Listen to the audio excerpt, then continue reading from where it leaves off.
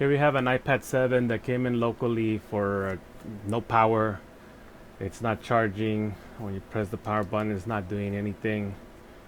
Let's take a closer look at it. I asked her what happened with this. She said that all of a sudden it just doesn't charge anymore, doesn't power on, doesn't do anything.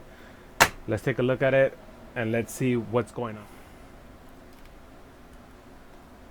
Now we're gonna remove the touch panel and the screen.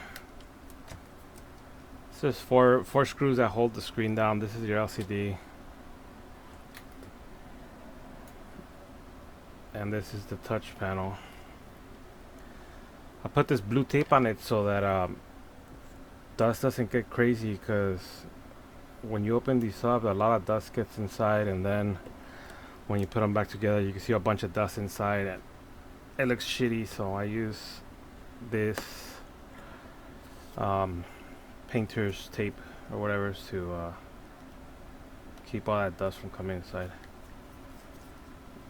Forgot to disconnect the freaking home button right here. There we go. So I have determined that the charge port is bad on this iPad. So to do that, I am gonna have to remove all the screws that hold down the charge port right here, and then it goes along this way. The flex goes here to the board, but it goes on the underside of the board, so you don't have access to it right here. I am gonna have to remove this whole board to get to that charge port where it connects to the board. So let me go ahead and take that off. Alright, so the board's out. This is where I told you that connector connects to. It's right there. Let's go under the microscope and check that out. Move this out of the way.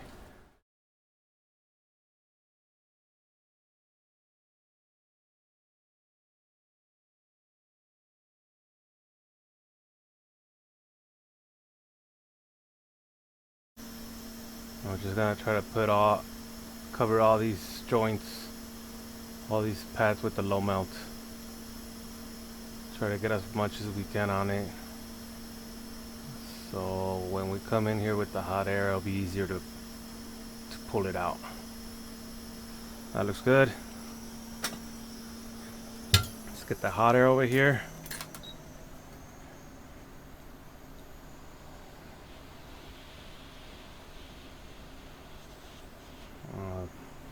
You gotta be patient and don't pull. You gotta wait, cause you could rip the pads off of the damn board, and then that's another problem you're gonna get yourself into. So just be patient, wait for it to heat up.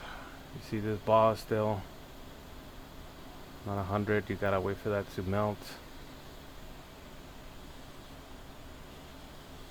Let's remove this slowly.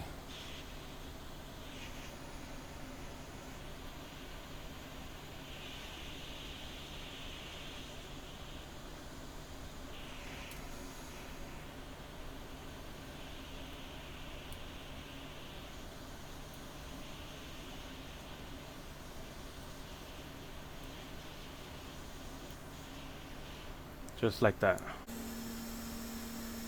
Now let's clean up. See all that glue they put on this thing? That's all glue right here.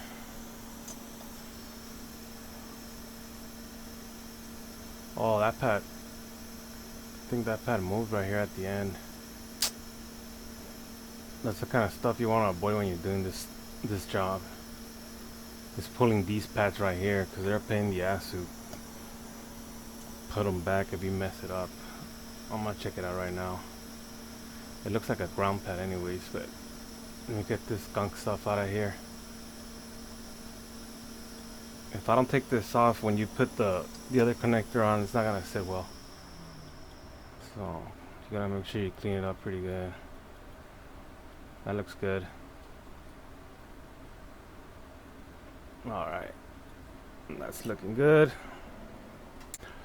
First thing we're gonna do before we attach this connector on it, we're gonna put some flux, and we're going to add some solder to this, so that when we come in here with the new connector, we don't have to add solder to the top. We just basically press down and it should make a connection. Let me add some solder right here.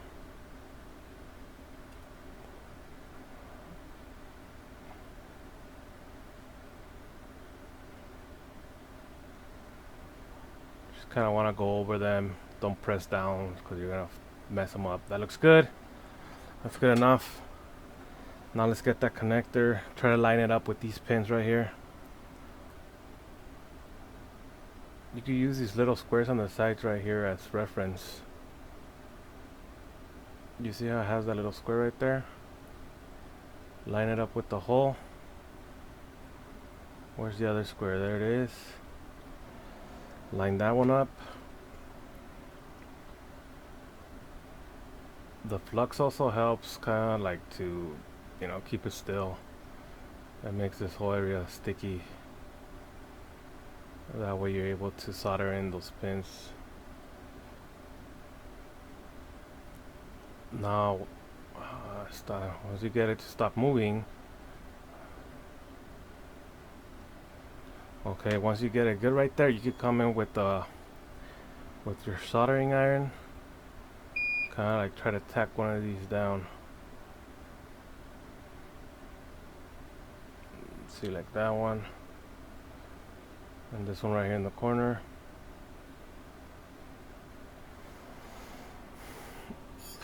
And let's see, does it still move? Yes, it does. So let's clean this. Let's clean this iron.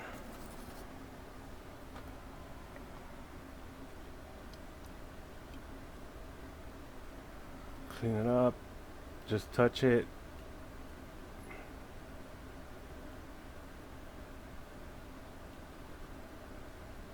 Alright. There. Now it's not moving no more.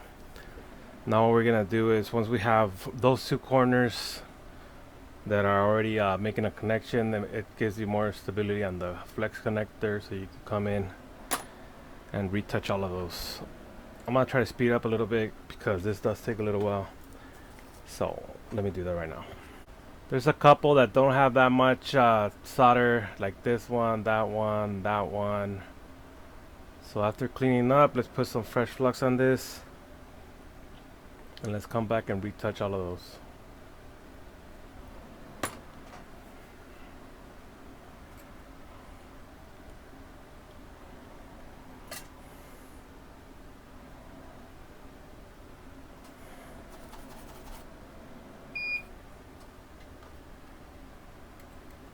So the point of doing it with the small one at first was to get the solder that was on the board itself, to get it to stick to these pins on this connector. Now that we have a solid connection on those, we can come in with the bigger iron and we could just, you know, reflow them, I guess, all of them.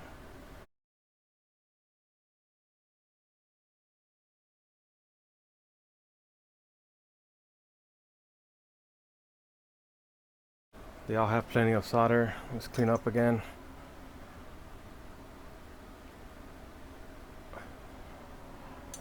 That connector is solid in there. You're not gonna move it. You would have to literally rip all the pads to take this off.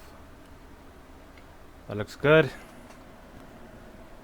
Let's put it back together and let's see if it's gonna charge now.